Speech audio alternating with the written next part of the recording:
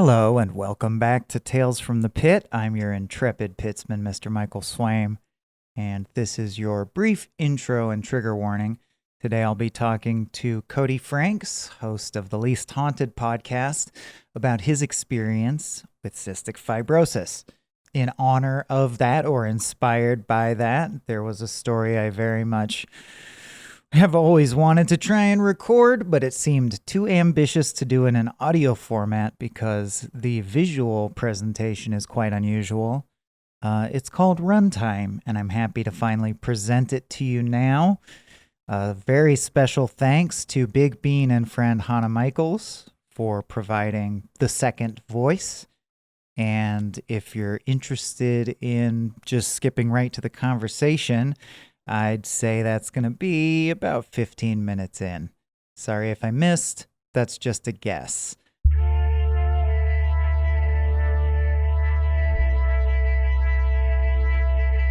Run. Time. Imagine never being many. Imagine never being one, Always being one. always being many. This is how it was with the boy. This is how it was with the girl. No parents or recollections. No past nor clutter. Only parents and clutter, white robes and glass, A Disney orphan in a frozen fireplace. distorted voices, a fairy tale princess in an aquarium. He lived by the ash around his sneakers and the compass in his head. She breathed conditioned air and lived on gray paste. The boy went north. The girl had a compass in her head. Its golden needle described a small circle. She was the fixed point. Not a temporal statement or descriptor, a mission statement, a quest. The boy went north. Her world had never known a breach, He knew to go this way the same way he knew everything else he knew. unless you count the soft transgression of voyeurism, He just knew the invasion of the robed ones who watched. how to run and jump, how to think in words, what cities were, She had never seen the sun, nor did she know about animals animals, and history and the sun's graceful pull, and Or smells that once no longer existed. existed. or the way things had been before, or how How to make a tourniquet, and or who wrote the Federalist Papers.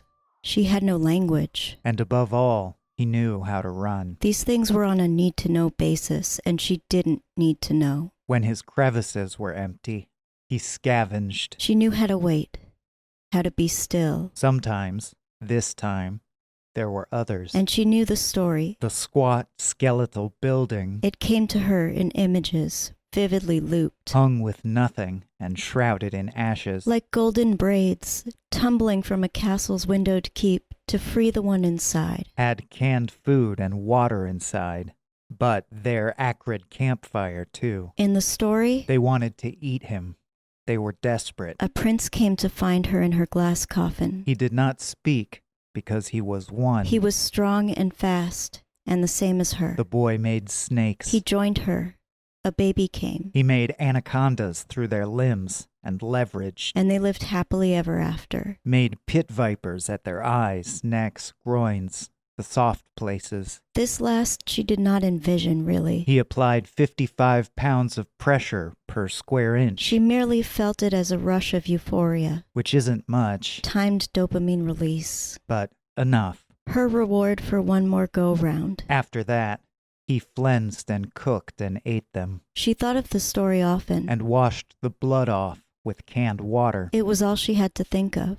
that mixed with the ash and made a gray paste. Sometimes the robed ones came inside when she slept, but she never woke to find them there. He slept for 2 hours, She drew on the floor with the ashes the men shook off their boots. thus reloaded. He could run for days, She drew the prince.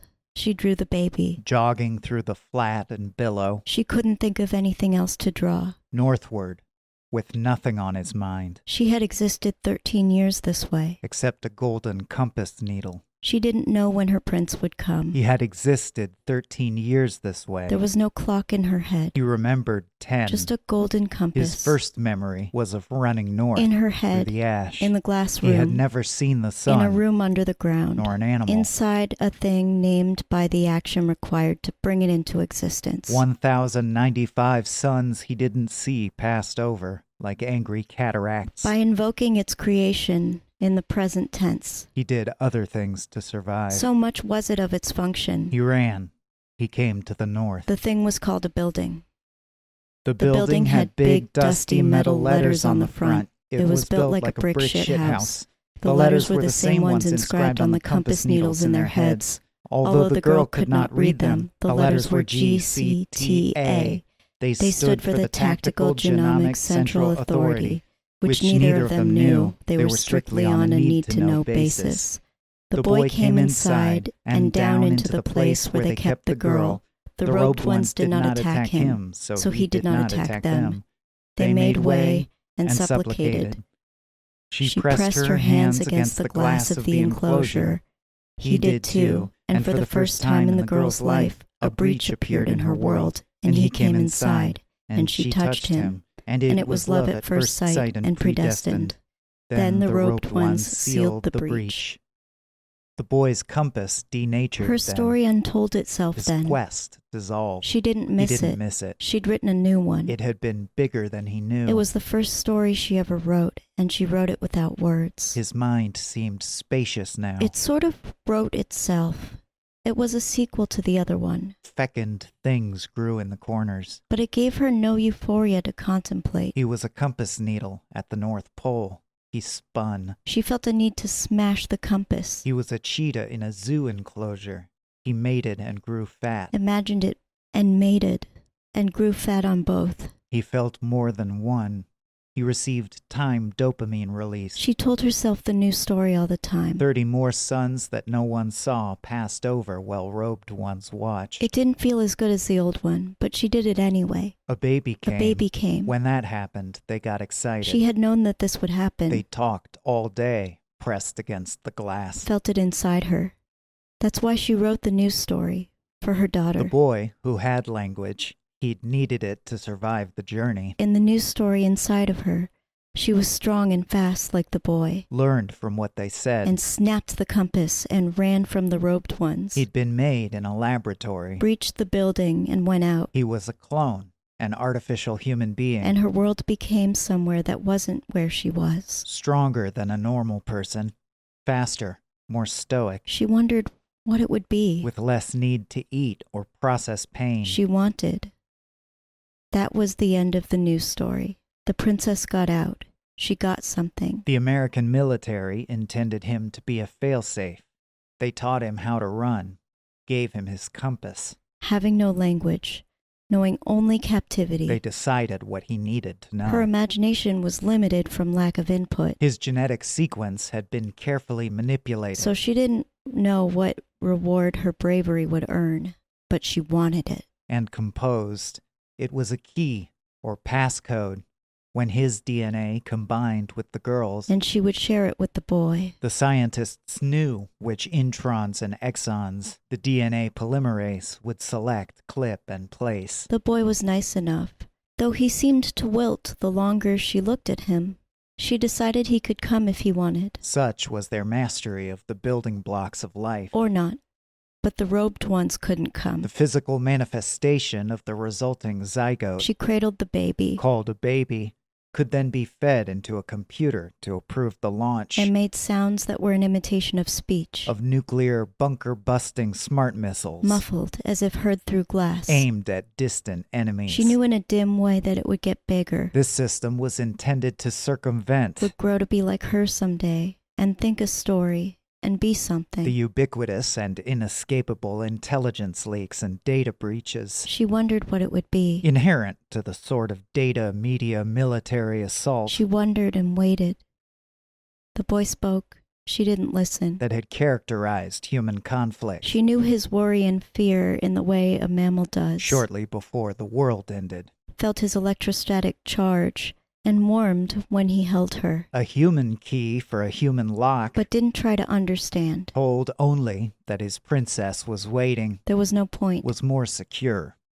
The boy learned all of this. Having no concept of the world as it had been. He even understood some of it. She knew she would be satisfied with whatever awaited. Although, why the robed ones would want to launch missiles. She felt herself get weaker.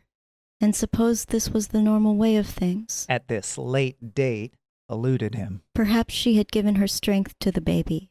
The boy did not recall when or where he'd been created, She thought maybe that was it. or why his makers feared data breaches in a world of silence, All of the wondering gave her timed dopamine release. and ashes, but She decided the next time the compass wavered, he loved the baby anyway. and there was the tiniest breach. Nor did he care that it was born so quickly, that he and the girl were already going gray, She would flee this aquarium. that his muscles were turning to jelly, that his cells, deemed no longer needed, had begun to die. And gray paste. This secret message will self-destruct. And kill the robed ones. Nor even that he lived in an aquarium And be free. and fed his daughter on gray paste. And happy.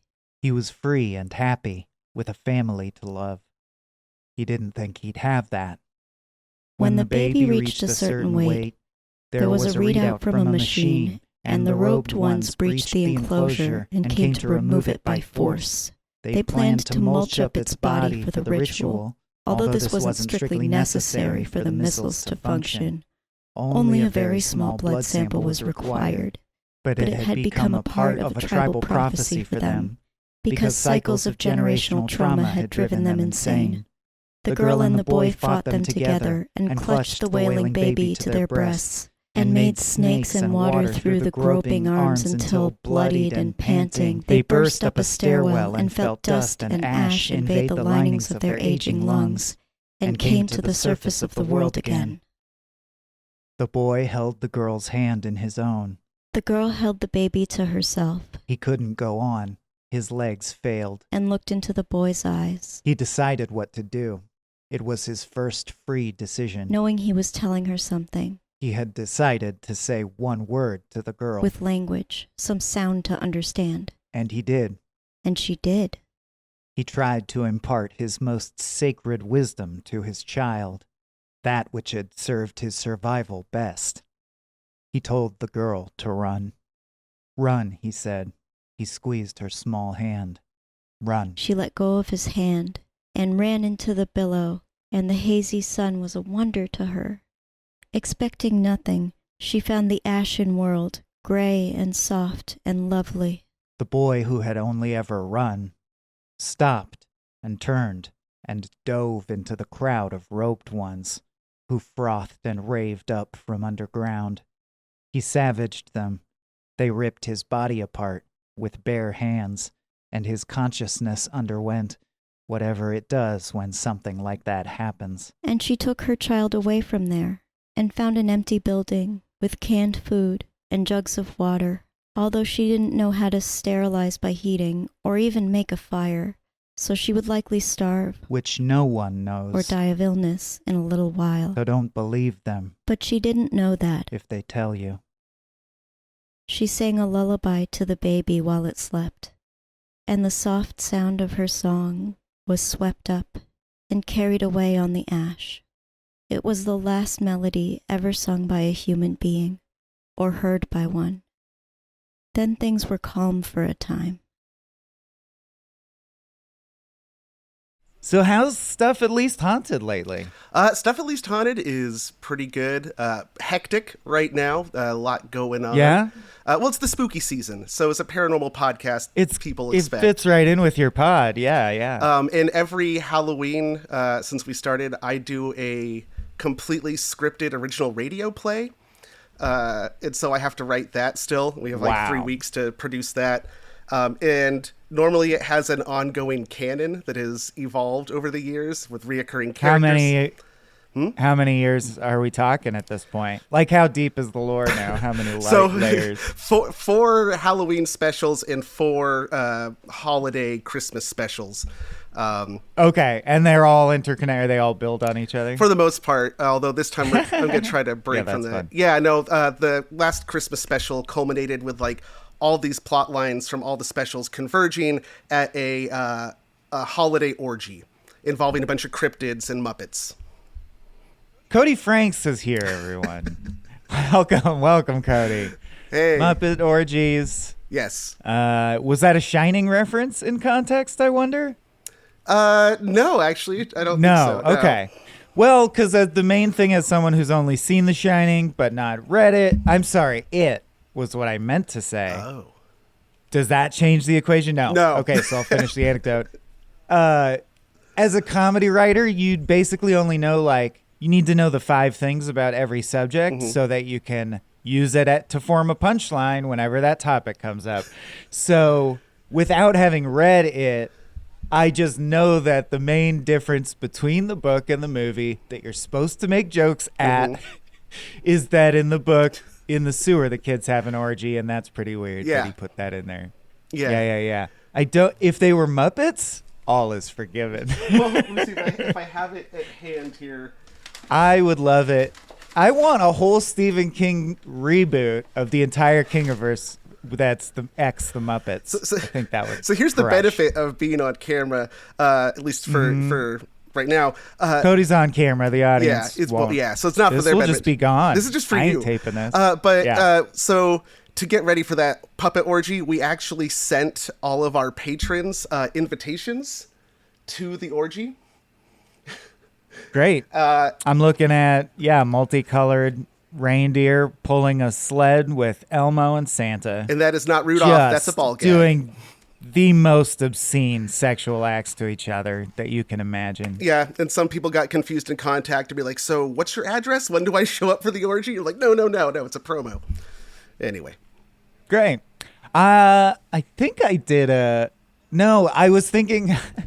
I have referenced that my first disastrous marriage involved orgy parties and open relationship shit, all of which we were talking pre-taping about stage fright, dude, stomach and knots, all the, like, I don't know, anyone who romanticizes that, like, as a socially awkward person, those were devastatingly horrible experiences for me. Yeah. In a comedic way, in retrospect, where you're like, well, don't go if you don't. You're like a guy at Eyes Wide Shut going, oh, boy, oh, jeez.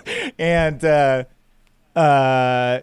anyhow, I just was recalling that was on the Rough Stuff Embarrassment pod, not the Tales from the Pit pod, but sometimes I feel like they could cross over. This is Tales from the Pit. Yeah, miss that. Hope Bridget and Sarah bring that back. But for now, honored to have Cody here to talk about. Yeah, well, why don't you intro the topic? Because you brought it to me. I'm going to stand in for the ignorant audience who are not me. Talk to me like I'm a child, Cody. What is cystic fibrosis? So cystic fibrosis is a recessive genetic condition where, so if we're talking about like to children, so the mommy and the daddy or the... All right, don't patronize me, man. So the deal is, if your parents each have a copy of this mutated gene, and they have, there's a 1 in 4 chance of the child having cystic fibrosis, which, as an adult and growing up my entire life with it, and as we're going to talk about helping develop research drugs for this, I'm still learning new stuff about it all the time because like more research comes out. So, for example, the name cystic fibrosis, misnomer, has nothing to do with cysts, and it is not a fibrosis. But in the 1930s, when they first identified it, they thought that's what it was because they didn't have like genetic theory yet. So okay, what does fibrosis mean? Fibrosis, that it is not. So fibrosis would be the development of like internal scar tissue. Fibrous material would be growing. Thank you. Okay, I know itis, but not osis. Yeah. So the idea is that children, it's primarily thought of as a children's disease because they don't live long enough, or in the past they didn't live past early childhood, so you didn't really see adults with this condition. I know it's getting more complicated. You wanted a simple answer. So no, life is complicated. Yes, this is that show. So basically what is happening is there's a gene called the CFTR gene. It ends up being named after the disease, but all mammals have this gene. And what it does is it regulates the chloride in the anion channels in the cell wall. And if you have cystic fibrosis, you have 2 defective copies of that gene, and so your cells do not operate properly. There aren't those chloride channels, or if they are, they don't open when they're supposed to. And because of this, there's a whole bunch of cascading effects that come from it. primarily the production of mucus in all the mucus parts of your body. And there's a lot of them that you don't think of as being mucusy.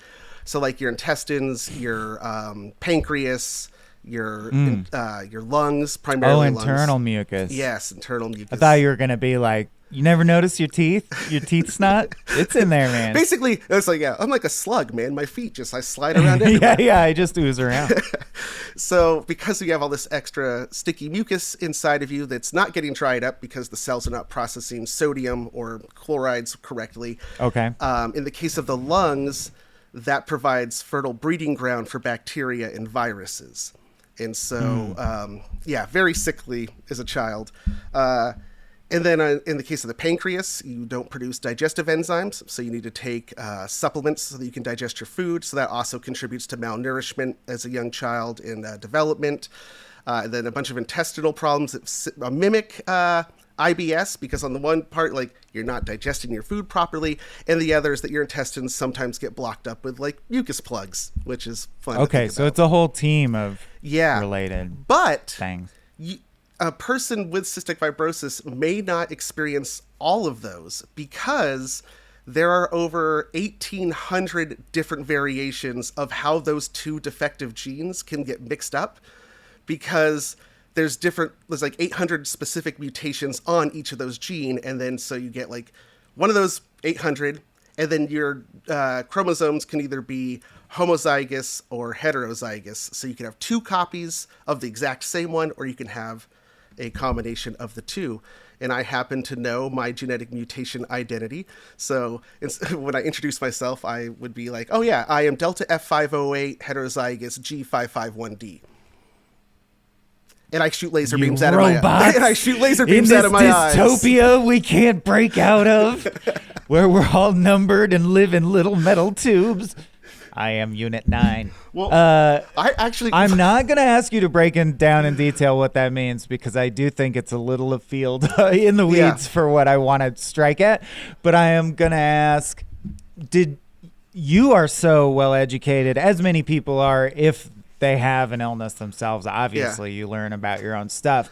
But did your folks know about the risk at all going into pregnancy? No. So the thing is that because I'm about to have my first kid, and we did that gene screening thingy, and I don't know how recently that was invented. If you screened your child, they were screened. They were screened against my DNA. That thing I just held up, I'll send you a picture later. That G55. The G551D I mentioned. I am the case sample for that mutation specifically. So they immortalized my cells, replicated them, sent them all around the world. So any child that is screened for cystic fibrosis, as they're weeding out the possible mutations, one of them is like my specific DNA. And so that was And is that because you were the first that iterated that exact way that they have on record? So it's like they knew that I had it, and they knew that mutation existed, but nobody knew like what happened to the original sample. And so when I was when I was probably in my mid-20s, I was doing a study for we were developing gene therapy drugs. And they were like, hey, so we like know that you are that, but we don't know how we know you're that. It's just in your file. And then also like nobody knows exactly. McElhaney had a hunch. We trust him after all these years. So they took my DNA, confirmed it, and then, like I said, replicated and immortalized it, which in a way means that like I technically am immortal, but also now I can't fight on holy ground. So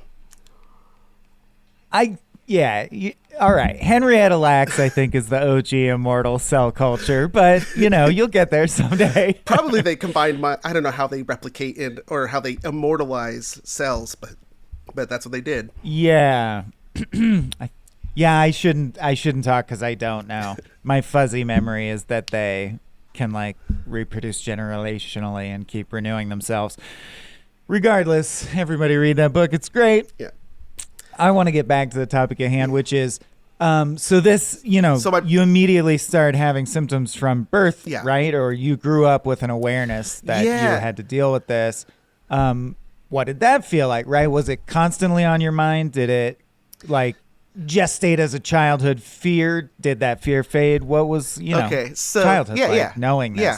So I had an older sister who also had cystic fibrosis, and she's not with us anymore.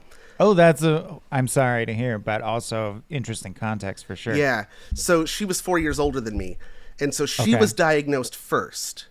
And so she started experiencing all these classic symptoms of chronically sick, always with lung infections and not gaining weight, small for her size, and the classic tastes salty. So before cystic fibrosis was identified, you can go back into old midwives' books from 1600s, 1500s, and they will mention salty baby syndrome. And they say if your child tastes salty, don't get too attached because they're not going to be here long. Wow. And it's because of that the way the body doesn't process the sodium correctly. It means that people with cystic fibrosis are not retaining the right amount of sodium, so it exits their body through sweat. So I have, on a hot day, I will have white salt deposits on my sweaty clothes. Wow. So my sister was tasted salty. They didn't know what was wrong with her. Ended up at Stanford Hospital, and this is 1987, I think, 87, 88. And they didn't know? After a midwife in medieval times knows? I feel like we would have held on to that information, but okay. And so, somehow that came up as a possibility, and they tested, and they figured out that's what it was. And then I benefited because, as she's going through treatment, and I'm getting, I'm about close to 2, they're he's not really developing right either. He looks like a similar case, and so they tested me and found out that right away. But I had a different genetic combination than my sister did, so she had much more severe symptoms, whereas I have very mild symptoms. Which is weird that kids from the same parents could get 2 different combinations of the mutation. Well, again, I'm fascinated by learning. And this is all fascinating, but I have to, because of this show, refocus it back on the emotional component. No, only because that's even more to me, and it goes without saying, and I'll say it again, very gracious of you to be open in this way, but how did that feel, being a young person growing up and seeing your older sibling struggle with such severity?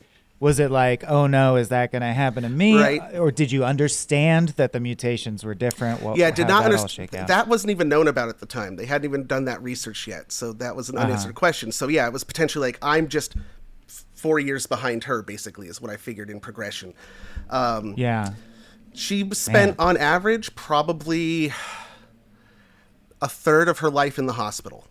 They called them cleanouts is what they called these hospital stays. Would usually last on average about 14 to 21 days, and she would have one of those every couple of months.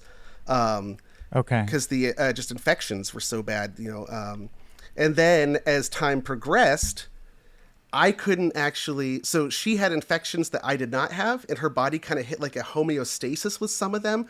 So she was technically contagious to me, and in theory, I not have my system not being used to it. If I caught one of those from her, then my immune system would take a bigger hit. And so as a result, I could not eat or drink anything that she had eaten or drinking from. Oh God. And as time went on, and as we got older into adulthood, it ended up at the end of her life, we could not be in the same room together without being fully dosed up with PPE.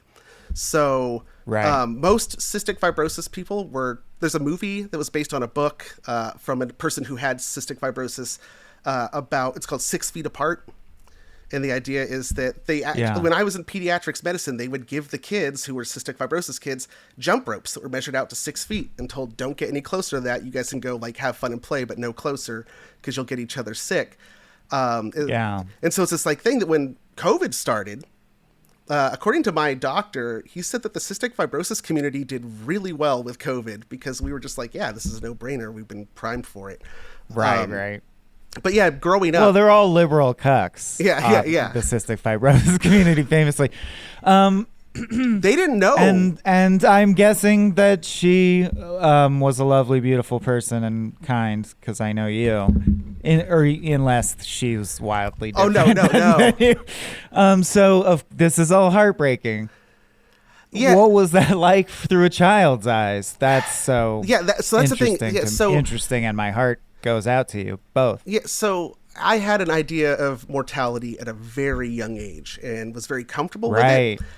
They used before they was comfortable with it. Yeah. Sorry, is that what you said? Yeah. Okay. So before they knew about the 6-foot rule, they used to send us all to summer camp together every summer because they thought that we needed camaraderie and it would help us form a community pre-internet days. So send all the cystic fibrosis kids to camp.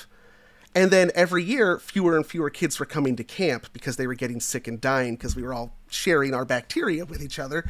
So that didn't last very long. But that experience let me know, like, oh yeah, like my days are numbered.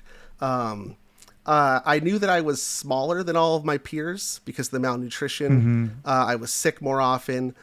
But like, most people were very supportive. My parents, I was very lucky to be in a situation where we were well enough off. My dad and my grandpa owned a company together. And so we were able to like afford good medical care for starters. Because, you know, before times I would not have had health insurance. I was actually once denied health insurance and they told me to my face when I turned 24 before Obamacare, we're a business. Why would we want to waste our money on a lost cause? And they said that verbatim to my face when they denied me. So that was... You're like, because the reason human beings formed society was mutual aid so that more people would live. But whatever. Yeah. Fuck me, I guess. Yeah. So my parents, when they found out they had two... That's the fucking... I'm sorry. Go ahead. That's why we invented health insurance? Yeah. But okay. So when they found out they had 2 sick kids and they tried to find out as much as they could about cystic fibrosis, and there really wasn't in the 1980s.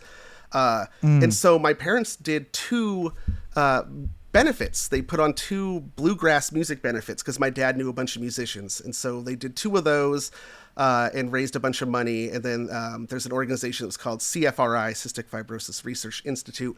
And they kind of started working together. And then... oh yeah, I got to address this right away. So I keep saying cystic fibrosis, normally shortened to CF, which ironically are my initials. So as a kid, that was also incredibly fucks with your head because I thought it was a joke for a while. I'm like, they're fucking with me, right? Like, this is so stupid. But as a kid, I had a non-trivial fear that I would get multiple sclerosis because of Michael Swain. So, what the kids are so stupid. And it's even dumber because my real name isn't even Cody. It's my middle name. My real name is Daniel, but I was named after my dad, but they never used it. And so I didn't know that Cody wasn't my first name until the 3rd grade, which caused me to have an existential crisis at 8. I was like, who am I? I don't know, you know? But yeah, that combined with the mortality, I grew up as like a very existentially minded child. Yeah. Well, and it's weird because your real first name is Elon, right? And that has so much baggage now.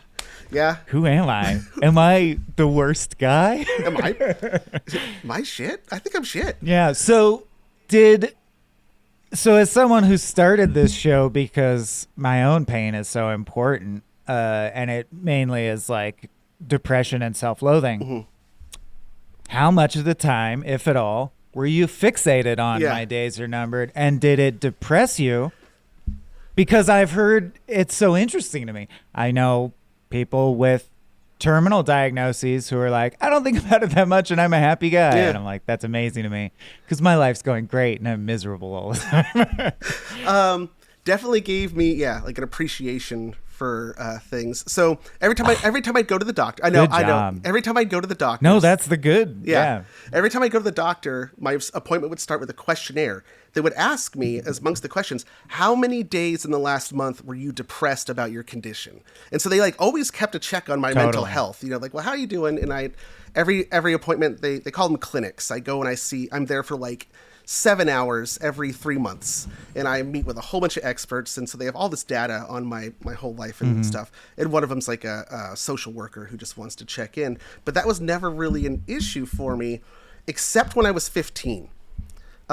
Because when I was 15, I received in the mail a letter from that Cystic Fibrosis Research Institute. Congratulations hey everybody, good news. The new life expectancy is 30 years old and I'm 15. and I get this in the mail, and I'm just like, well, time for my midlife crisis, I guess. And so I bought a sports car, drove it illegally. I pretty much dropped out of school. Had sex with a supermodel who was then arrested for statutory rape. You guys didn't see, there was a TV movie made all about it. I'm sure you can go watch it. Yeah, me and Pamela in a sports car. So I quit going to school for a while. I just didn't really see the point. Because I was like, why? And at the meantime, my older sister, who's 4 years ahead of me in this, she's just graduated high school, and she's of the same mind where she's like, fuck whatever, I'm just going to go party and get as much life experience and have fun, because, you only get the one ride. So it did combine with, the nihilism did combine with the teenagerism in the way you would expect. Yes. Where you're like, then I'm going to wild out. Did that you as well? Did you have a wild Not college? really. So I was amongst all my peers in high school. Well, they ended up, so when I dropped out for a bit, and then they sent me to the continuation program, the Gulag, where I actually flourished and did very well. And ended up with a huge peer group. But my peer group at the time were all the kids who'd also been sent to the Gulag for drugs or teenage pregnancy and all that stuff. So amongst them, I was this rock of sanity, and had a lot of respect for my peer group, because I was always the designated driver, because I didn't drink. I mean, I smoked a lot of weed, but I didn't drink. And because I was watching them around me, and I was reflecting well, if I'm halfway through my life, do I really want to do all that everybody's doing around me? Because they're not even halfway done, and they act like they are. And I was watching my sister kind of have her party phase. And so no, I just got really introspective and philosophical about it. And that's, I think, when I thought I was cool with my mortality, and then I hit that point, and then I really had to get cool with my mortality and accept it and embrace it. And then after that, things were pretty well level. I never got depressed. I called them little melancholy spells, wistful melancholia, where I would feel kind of bummed out, but it felt good to be bummed out temporarily. Because I was no. That's why I honestly think that's the most, for me, resonant, poignant insight South Park ever made.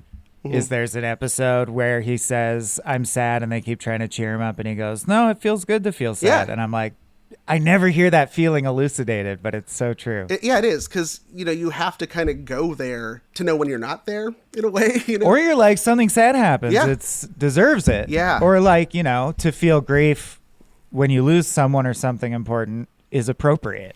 Yeah. And it feels like you're doing honor to that. Which brings us to the next real phase in that mortality. And I guess this is really where the pit in my story hits its deepest, I guess. So I'm 24, or I'm 23, turning 24. I'm in my junior year of... In the story? Yeah, in the story. For context, may I ask how old you are? I am 38, looking at 39. So... Dang. Well past my expiration date. Fuck 'em. Yeah. So I'm a junior year of college, university, and my sister goes into the hospital. And prior to this, her and I hadn't been on the best of terms because of some the kind of drama that really doesn't mean anything in retrospect. Somebody said something and two people are too stubborn to just let it go.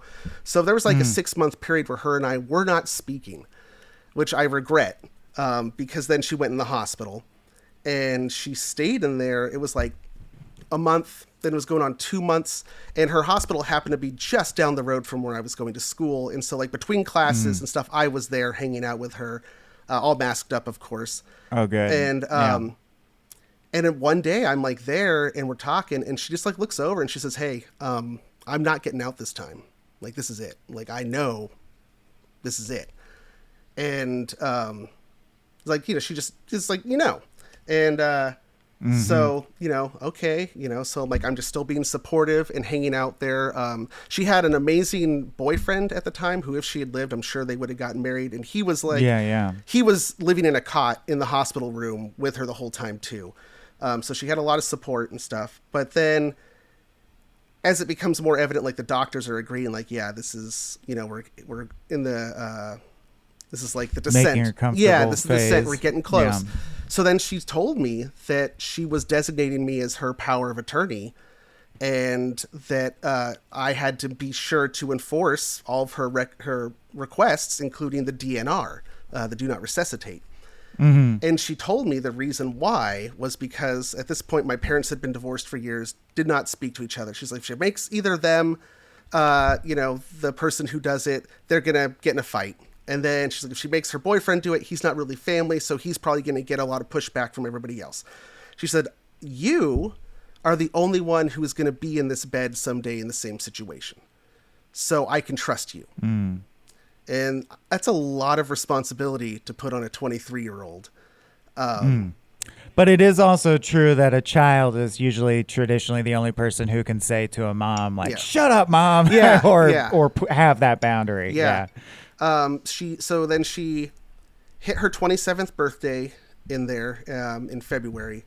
And then within 3 weeks, we were there doing the Make Her Comfortable, the palliative care, I think they call it. So she had like one rally with some of her oldest friends actually showed up and brought her a cheesesteak from a place down the road. Years later, unbeknownst to me, I didn't know where that cheesesteak came from. Years later, I ended up working at that cheesesteak place, and it just so happened that cheesesteak was her last meal. That's the last thing she ate. So that's kind of a weird. I mean, I'm a victim of a series of accidents, as we all are. As are we all. Yeah. So she had this little rally, and then the next day was a Sunday, and it was the death watch. Is what you would call it. I mean, I was there with her the entire time. Yeah. And then at about 11 o'clock at night, she took her last breath. It was like a really long, deep one, and then let it out, and then that was it. And everybody looked directly to me, like, okay, what do we do? And I'm like, hey. Oh, wow, really? Yeah, really. And I had to say, like. Did that feel like was that claustrophobic? Like, I don't have space to have my grief emotion come in? Or like, did you accept that mantle? You know what I mean? Like, were you like, okay, I'll do what I need to do? It was like, you have a job to do. She trusted me and told me what she wanted. You did what was needed. And so that was, rose to the occasion. So it was like in that kind of thing. And then it was kind of it happened like after that was really quick, like, okay, now like get all of her belongings out of the room, and then they'll come and like get the body. And then I had to sign a death certificate right then with the doctor. And then we each got like a little bit of time alone with her in the room to kind of say goodbye. And this is the most fucked up thing, is that it never occurred to me, as I'm wearing a mask and doing all this PPE, it never occurred to me that I could have put on a surgical glove and held her hand. And that, like, that is the one that haunts me to this day. Haunts you. Is that I never did. And then when I finally thought of it, she was already gone, but I still did it anyway, and had this like last moment. Because like we hadn't had physical contact, me and her, for about 10 years by that point because of the rules. So no hugs. No. Yeah. So that would have had a lot. I mean, I still do believe whenever I hear something like that, I also hear the wisdom and believe it's true that, the people we truly love, I could hug them and talk with them for a million years. And then if they died, I'd be like, I forgot to tell them because we continue to live and there's new stuff we wish we could tell them, or I want to hug them again and we don't have access to them anymore. So I think it's always there, but we crystallize it, I think, often into a thing where it's like, I should have done that one though. Yeah. So it's simple. I have those for various situations as well. Yeah. And so, and then it was like a crazy whirlwind because that's like Sunday. I'm still in school. And at that point, like I was scheduled the following weekend to go on like a school trip for a week to West Virginia with a bunch of strangers and do basically poverty. Oh, there's no latitude. Were you going to say poverty tourism? Yeah, pretty much is what it was. Yeah, there's no latitude there, or you don't. I don't straight A's because a family member died or anything. Oddly enough, that quarter at school was my best grades ever because that's when I was focusing all my anxiety into that. Was just studying and double down. Also, strangely, through some clerical error, even though I wasn't a philosophy major, that quarter I ended up in like an upper division Kierkegaard class because it looked interesting. And so I signed up for it. That is cool that they even offer that class. But then to be like in that class while like in between classes, like after class, I'm going to like help my sister transition out of life was like really weird, but also I think kind of helped level me. So then the next weekend, I'm off on a school trip to West Virginia, which actually was probably the best thing for me, because it gave me a chance to some distance and stimulus and distance. Yeah. Did I heard you mention primarily anxiety? Is that mainly, was a lot of your grief anxiety characterized? I guess is how I'll ask that.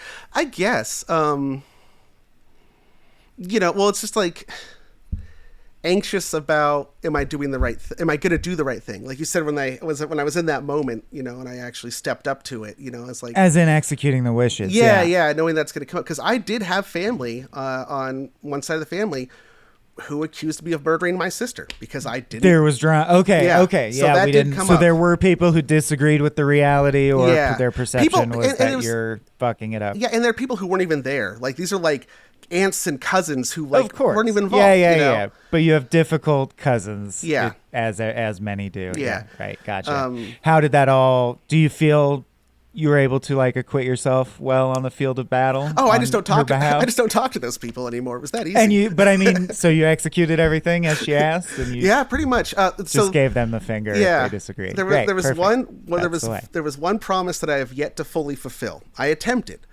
and that was she was cremated, and when she was going through it in the hospital, I had just heard about the Pacific Crest Trail.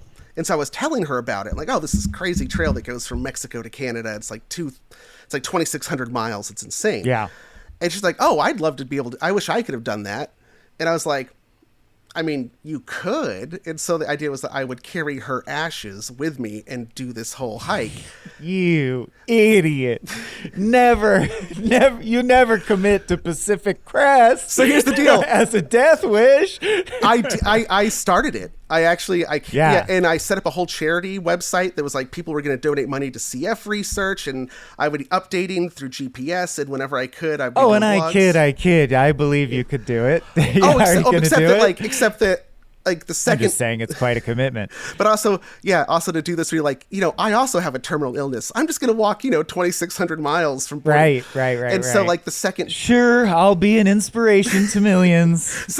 For you. The second day in, I had to hit my emergency transponder and get rescued because I flushed all the sodium out of my system and went into hypotonic dehydration and almost died. That was one of the possible outcomes that you probably realized was on the table as you set off to do it. Overconfident.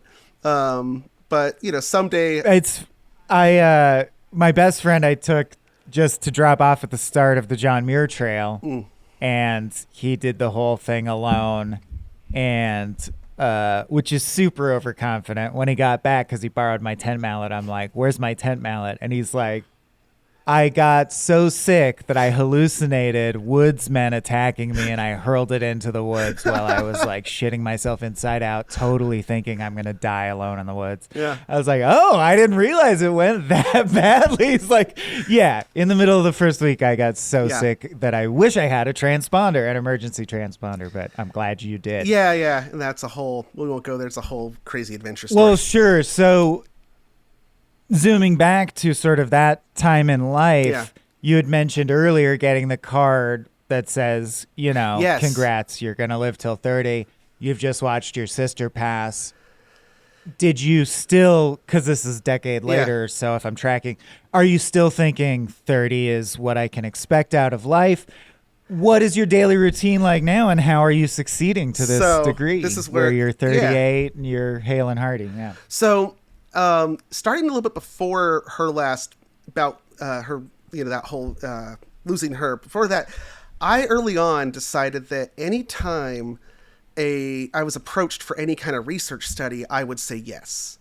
Because somebody has to do the research, is what I figured. Hey, somebody has to just step up and be like, take my blood, do whatever, let's get this done. You want my blood? Take my blood. So I've done about over a dozen clinical trials in my life, in all stages, closed, open label, blah, blah, blah. And one of those that it was around the time when they took my cells, because I was part of a study at that time, was developing gene therapy. And they're like, if only we can just turn back on that defective gene, and then things should start working properly. And so they tested it, and I was I was patient 0 for this particular drug, and it got approved in 2012. It was called Ivacaftor. It cost $300,000 a year. It was the most expensive medication at the time, but I didn't actually have to pay that. Luckily, I paid, I think, $35 a month. And is that because you were patient 0, essentially? No, it was no. There was no kickback like that. It's because, or is it just insurance related? Part of it's insurance, and then the other is that a nonprofit put up like half the research money came from a nonprofit, and so like part of the contract was they couldn't charge the full amount, so it's a theoretical price tag. One time I dropped... Yeah, which they all... I know, exactly. This is not an economics podcast. Yeah, I know. I'm like... One time that's when you're at the point that you're just making up numbers so you can be rich and your friends can be rich. You're evil now. Yeah. Sorry, newsflash. I one time dropped one of the pills and it slid under the fridge, and I was like, well, there goes $476. There goes the gross national product of Lithuania or whatever. So from that, though, they developed... so that was only targeting one of the mutations, and it was a proof of concept drug. And so from that, they've been able to tweak it, and so now they can make conceivably any of the combinations of the two mutations they can like then cover. And so the latest one is this drug here. It's called Trikafta, and as long as I take it every 12 hours, I am what they call functionally cured, and have been for almost 10 years. Wow. Congrats. I mean, that's awesome. Provided supply chains don't break down or some pharmaceutical company doesn't go belly up. Yes. Yeah. You face the whole host of horrors that we all do, my friend. Exactly. But I actually, as I said, come into this pretty ignorant of, other than being like, oh yeah, I know that's a pretty serious disease that I've heard the name of. So I had no idea. This is a roller coaster. I had no idea we'd land on, and it is being treated fairly adequately. So that's wonderful to learn. Yeah. Every 12 hours, how much is it like a financial imposition in your life at this point? Do you find it a huge, like a student loan level burden, or is it doable? So this is the crazy thing is that because of my insurance, which, by the way, I'm now in like Uncovered California, so woohoo! I went from paying like $1,000 something a month to like $2 a month.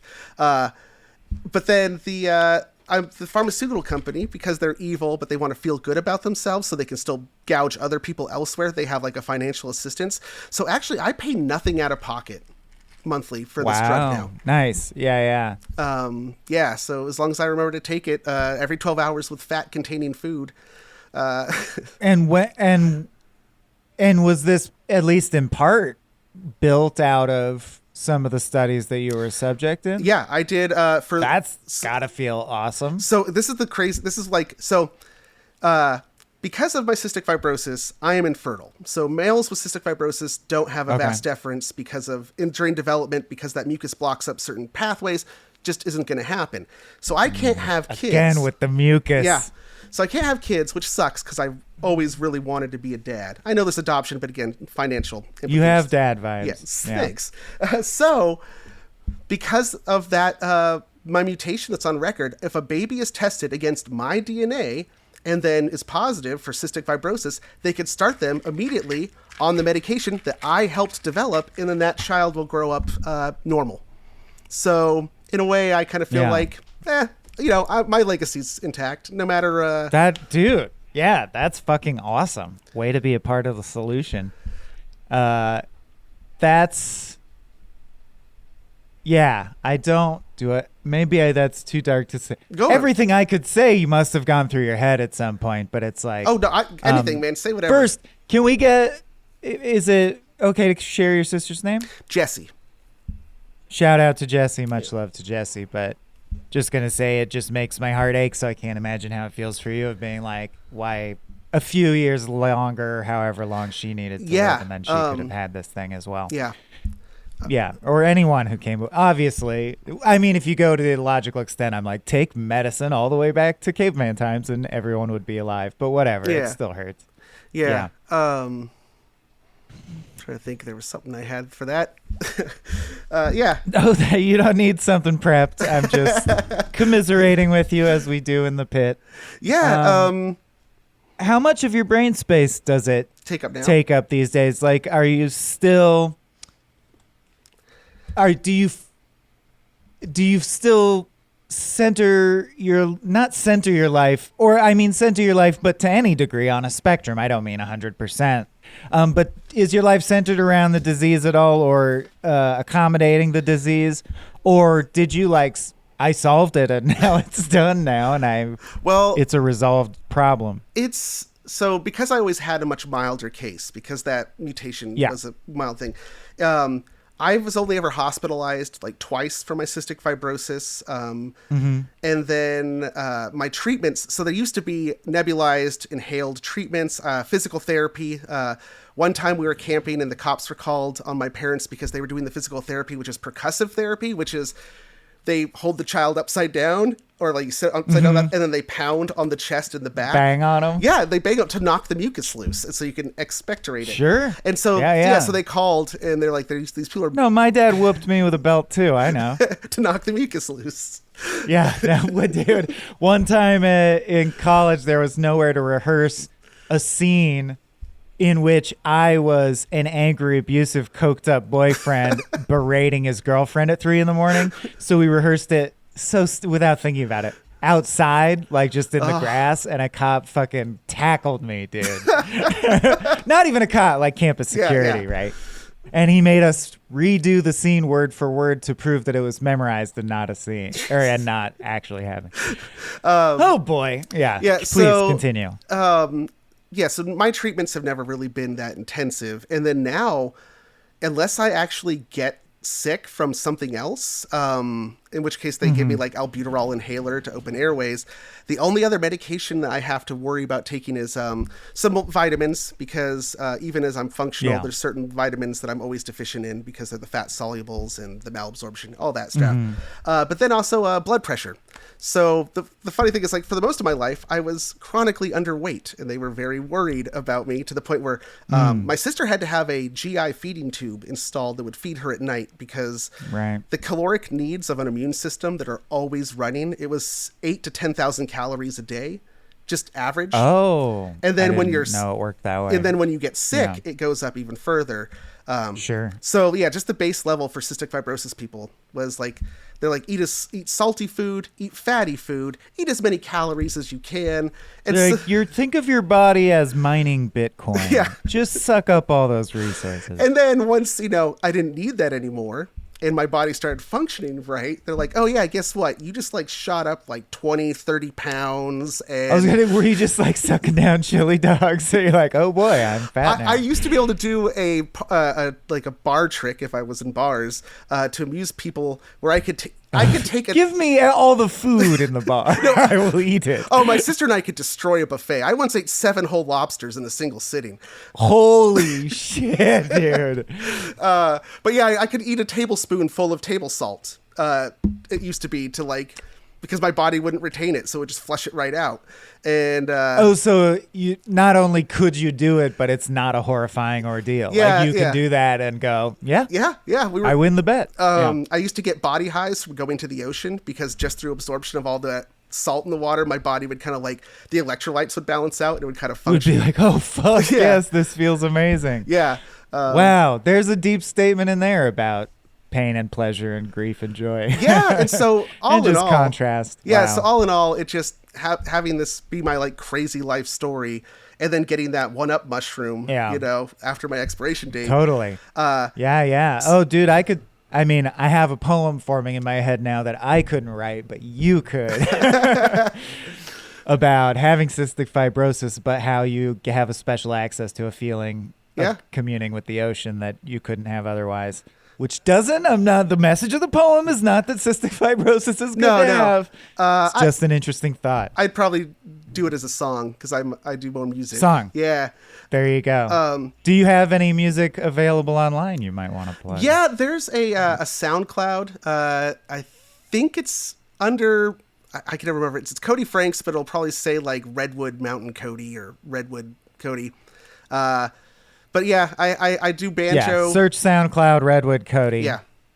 Like we all do. Yeah. We all just jam the words at the computer. We know how it works now. Yeah. I used to be in a folk rock band, and then that fell apart, and then I do some solo stuff. I wrote that was Simon and Garfunkel and Frank. Yeah, right? Yeah. They totally stole that. I came in one day. I was like, "Hey guys, here's this idea." It's crazy how they've erased you. Dude. Yeah, I was like, "Hey, I saw this idea. Like, bridges help you get over troubled waters. Is there something there? Is there anything there?" And they're like, "No." And they told me to leave, and then stole my idea. You're like, "All right, well, I'm feeling groovy." And like, "Get the fuck out! Get the fuck out, Cody." I wrote the theme song to my podcast, but there is this, which again is least haunted. But then there's this other thing, the dark side that still comes up, is that now that I've got this like new lease on life, I have this like feeling of failure where it's like, dude, you got something that, you weren't supposed to have. You better make the best of it. But then there's the other voice in my head. It's like, no, you just got what everybody else gets. You're in the same boat as everyone else now. I was going to say you got... Yeah. Certainly not everyone gets it, but you got the normal thing that we all hope to get, the average thing. Yeah. So it's like, you don't owe anyone anything especially extreme because you got normal life expectancy. You're good. Yeah. You can just enjoy yourself. Also, I would argue philosophically that everyone can just enjoy this, or like their life, as long as they aren't hurting other people, is intrinsically valuable and it's fine. And that's kind of what like, this whole thing shaped my worldview and my like, I know it's not correct to say like my philosophy, I guess like philosophy majors will get pissed off at you if you say that, my philosophy. But I kind of got this idea like of embracing death to a level of like, well, the only thing that's really sure in this life is that all of us, barring singularity, all of us are going to die. And if we all just recognize that everybody else is having the same like pants shitting terror at this like ride we're on, maybe we could just start treating each other with a little bit more empathy. And, also the recognition that you only get the one ride. That's it. We all have one ticket, you get one ride. So why are you going to make it shitty for somebody else, Totally. Zappa has a good quote about it that I'm not going to say in its entirety, but I will say there's also a great Bill Hicks bit that you can find on YouTube just by searching Bill Hicks. It's a ride that I think is accurate about life, and that is a very useful analogy for me. I'll go even further than death unites us all, which I always thought it was weird they say everyone dies alone. I'm like, actually, most of my life is alone. Dying unites me. Like with a person I have nothing else in common with, we die together because it's like the one unifying. But I've actually come to think there's a bunch of stuff. Yeah. Tons of stuff. You know what I mean? If you're talking about human life, eating, excreting, foods, sunlight, there's a lot of shit, and every one is a reason to be able to empathize. I did write a song that starts off with that idea, that notion that nobody dies alone, and it was because everybody poops. Well, I had this idea that like chances are that even in the moment of your death, somewhere else on the planet, somebody's probably dying with you. So probably a couple dozen. Yeah, so nobody dies alone. If you die in like a huge disaster, it's like a party. We're back at Muppet Orgy. Now, I'm not going to say take as many people with you when you go, but... I'm not going to say, like, do it Pharaoh style where we're all piling in, but get in, loser, go into the afterlife. I do want to ask, for the final leg of our journey here, having lived through that, and I shouldn't use past tense as living through alcoholic, it's always with me, but I like, but... being that you also went through the whole period where you fully processed and lived with my days are numbered, no idea. Like maybe, I'm sure, as we all do, you hope medical science might do something in your lifetime, but you didn't know it would. Yeah. Advice for people in a similar situation, or maybe even people who are still waiting for that medical break, right? Like what did you have learnings from that time of what kept you going? Yeah, I guess, and some of it might just sound like, kind of trite stuff and platitudes, but hey, they go a long way. No, but if you lived through it and you're verifying, the 9 cliches, these 2 are true, that's useful. Yeah. One was I never, things like never look at it as like what I can't do. Like my parents in particular were like, no, we're going to make sure our kids can experience everything they want to try, because we're not going to tell them they can't do something because of their condition. Provided that money's not an object, right? Caveat there. But I want to be a member of the AARP. Like, all right, stop fucking with us. But the idea is that instead of looking at it as things I can't do, it's like, well, how can I modify certain things so I can experience something close to it? Then the idea of I just never really giving up the idea that okay, I know that I am going to die, and maybe science will catch up and do something. And in my case, it did, but maybe it won't. But even if it doesn't, that doesn't mean you shouldn't keep living every day. To get existential. Well, that intellectually. Yeah. It just seems like it's easier said than done. Yeah, exactly. Right? Yeah. Existentially, the idea is that nobody chooses to be born, but it's something that is thrust upon all of us. The trick is choosing to live and deciding to live. And so that's kind of what it was. A lot of spite, maybe. It's like you might break that down. It's like, no, man. If the Grim Reaper's coming, I'm going to make him work for it.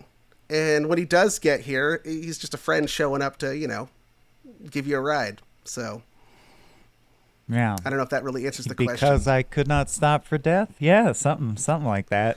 You did it, Emily. Speaking of someone who had a sneaky legacy that then blew up, always blows my mind. Emily Dickinson just left her poems in a trunk and died. Yeah. Hopefully knows, but now she's Emily fucking Dickinson. It's always interesting to me when huge artists have no idea. One funny kind of. I'm tangenting too That's much right. this episode. You're doing good. So one thing also that came out of it is a twisted sense of humor. You have to laugh about it, because starting with my life, starting with the irony of yeah, you have a disease that's the same initials as you. That's just cosmically funny and stupid and ridiculous. And so I really appreciate the absurd and the absurdity of life in general. Life is just how absurd and crazy it is to be droll. Yeah. And so, having just that, my sister and I shared that same twisted humor, and it would off-put people who weren't in on it, who were around us. Case in point, after she died, I took her ashes to my mom's family to have a separate memorial service, and it was like a barbecue. And so we had her sitting out. My mom was like, do you think we need to move the box out of the sun? And I was like, why? Is she going to get burnt? Yeah. Yeah, it's like, I find that sick people or people who have dealt with serious trauma or a lot of death or understand the true stakes of life and death, no longer always have good gallows humor. Yeah. Rarely get offended because something's too morbid. Still just as likely to get offended if something's mean-spirited. Yes. Racist stuff remains as offensive, but the idea that you would dare make fun of the idea that we'll all die loses its sting. Yeah. You're like, well, we will all die. Relax. You gotta deal with it at some point. I got a Make-A-Wish trip out of it, and I'm still worried that they're going to come knock my door You down. met John Cena dressed as the Green Ranger or some shit? No, I went at a baseball game. I went to New Zealand and did the whole Lord of the Rings tour in 2003. Fuck yeah! I was there in when the Oscars happened, when it did the clean sweep, and I was in the town of Queenstown on the South Island, where everybody had been an extra, and you could hear the town losing its shit and cheering when Best Picture was announced. Fireworks in the 4th of July in LA. And then overnight their currency went up, the exchange rate. Their money was worth more the next day. Oh, of course. Well, they switched to an all, I can't think of all the Oscar currency. yeah. An all whatever based system during. Did you eat at Fergburger in Queenstown? No, I did not. Okay. All right. This was in 2003. We'll have to go back. Jen, my wife and I just did our honeymoon. Was a month in New Zealand, and it's our favorite place in the fucking world. Yeah, it's great. Yeah, it's so great. One of my patrons heaven lives on there. earth. Yeah, hell yeah. Great. Yeah. Any additional advice for the strugglers out there? I feel like I'm wrapping up now. This is my wrapping up town. I feel like people might feel ripped off. Well, this guy's not bummed out at all. Not at all. They're like, oh, he's gonna live. I do feel sometimes like the bucket. He's not traumatized, dude. I did an episode with Soren that was just about called Stable Genius. Just about him confirming. It was me going like, so you've never been depressed? And he's like, no. And I'm like, really? You're on the show where you can admit it. Yeah. And he's like, I really haven't. No. Listening to Quick Question, sometimes Soren, you're like, God damn it, Soren. What the fuck, man? Although personally, sometimes I feel like, the bucket of truth from Upright Citizens Brigade. Yeah. When the cop looks into it and then he looks up at God and he's like, you think I don't already know that? Like, that's how I feel a lot of the time, or Futurama. I saw colors that were so beautiful, I fell down and cried. And they're like, that's how we all feel like that all the time. Yeah. But there was one time that was unrelated to CF or anything when I was able to recognize that, like, oh my God, I'm depressed right now. And it was very brief. It was only like a day of like this just despair that I couldn't explain. I couldn't rationalize my way out of it. And I was like, my God, like if I felt this way every single day, that's hell. Like, I finally get it, because that's one thing I never really got to. And yes, I know you're probably thinking, oh, big deal. So you visited for one day. Some of us live here. All struggles take different forms. There are physical struggles that I feel like I can't wrap my head around. Like something as simple as losing the use of my legs terrifies me. But I know wonderful people, obviously, who live full, brave lives, doing cool shit without the use of their legs, who don't get depressed and can't imagine switching places with me, because the worst stint I ever had was a year and a half where I was depressed pretty much every day. And that included moments, speaking of the birth thing, of me with my clothes on in the shower in the fetal position, screaming and shaking at my mother through the wall. It's your fault that I have to experience this. You fucking made me exist. You bitch. I hope you die. I wish I was dead. All this shit. Easy see and now I'm and so I'm saying, if that resonates with you and you think it's funny, this is the right show for you. Yeah. You found your home. Yeah. Because I think that's funny in retrospect. Yeah. I still think about your is the song Powerhouse when you had your accident and hit your head? Yeah. It's like that's, I sustained yes, brain damage while listening to I forget his name. Not Ridley Scott. Fucking whatever. Power dun dun dun. Yeah, exactly. Which is so Raymond Scott. Which is just as absurd, I feel like, as my weird initials coincidence. Where it's like, these are things that are just so silly and contrived. Yeah. Well, I didn't want to spoil it, but I guess I will end on it because I want your reaction. But I think I'll call this episode Codystic Fibranksis. It's already been decided. Yes. All right, he's laughing. Yes. We got the seal of approval. Great. That's great. All right. Well, thank you so much, Cody. Not just for being here in the normal podcast sense, but this is the show where we're extra grateful, of course, that people will be open and share themselves, because it is helpful. And you're like maybe the all-time record holder of that, considering that you shared your blood and genes and it led to medical advancements. I've said good job there. They've collected my blood, my sweat, and my shit, but not my tears. They can't have that. Have you thought about IVF? Speaking of the one fluid we haven't touched on. Is that a possibility? Oh, wait, no vas deferens? No vas deferens. Now we're getting really honest. Yeah. Do your testicles produce semen, though? Yes, and one thing is because there's no way to... So couldn't we figure this out? Oh, I once asked them that. Like, when I was younger, so you guys can't, you can't go in and just, add a tube that would do it, or extract get it from somewhere to somewhere. And they can do the extraction, but it's, incredibly expensive. Maybe IVF. Okay. But also now that me and my wife have gotten older, we're like... at this point, we're just cool with being really awesome aunt and uncle to I guess I'm about to have my first kid at age 40, so we'll see how that goes. Yeah. Yeah. I don't know. I guess we're done. I think so. Anything else to plug? Oh, yeah. So, my podcast, Least Haunted. It's a paranormal skepticism podcast where basically I just get really high and explain to my co-host Garth various cultural functions and origins of paranormal beliefs. Great show. Friend of the network. I've been on it. Yeah. Abe's been on it. And then we're just starting a brand new venture called Seqoidea Productions, and it is like a podcasting production house as well as consultant. So if you're a listener who wants to start podcasting and doesn't know how to do it, you come to us and we'll help you figure it all out. We're like training wheels for podcasts. Yeah. And then you can come at the beans. You're basically teaching people to cut away our profit margin. You bastard. Oh, this interview's over. Profit margin? I got nothing. Thanks for listening, everyone. Couple more things before you take off. Check out patreon.com/smallbeans and make sure to click on that shop tab because we've got a bunch of cool extracurricular stuff like comic books I wrote and a book I wrote and me reading that book if you just want to listen to it. Other stuff coming soon, including an album and other projects in the future. So make sure you check out our shop. And we're also really trying to get the number of reviews that we have on the Apple Podcast app up over 1K. It's been stuck at like 976 for literally 3 years.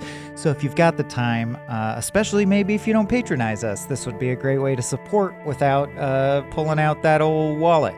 And I hope you join me next time for Tales from the Pit.